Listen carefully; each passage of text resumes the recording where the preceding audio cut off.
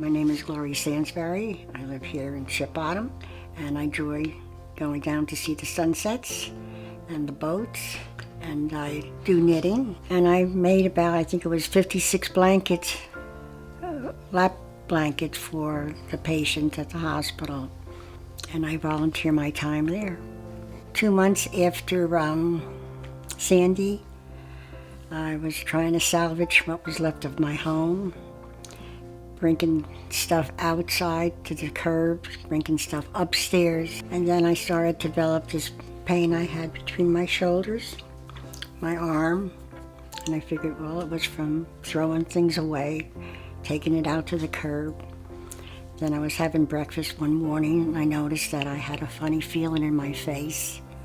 And not thinking, it could be something wrong with my heart or anything. A couple of days later, I started to have this indigestion, and it just would not go away. We went over. I drove the car into the doctor's office. He asked me what was wrong, and I told him. And he asked me about my mother and father's history. I told him they both had heart trouble. And he took a cardiogram. He came back, and he says, "I'd like you to go to the hospital because I think you're on the verge of a heart attack." Going, really?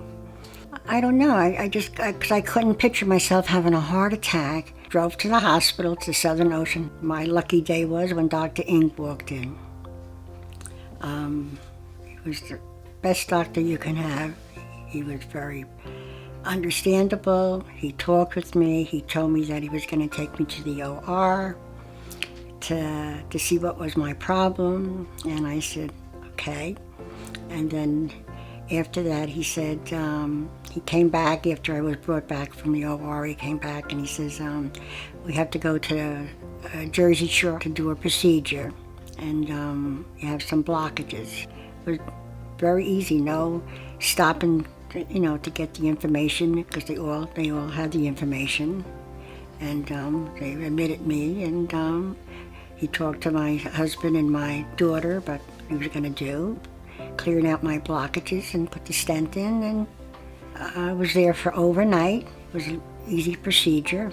The nurses, the staff people were very, very nice. The next day, my husband came along with the car and brought me home. I still do a lot of knitting, and I enjoy volunteering. I want to make sure I'm here for my children, my grandchildren. And but I knew I was going to be okay because I knew I was in good hands.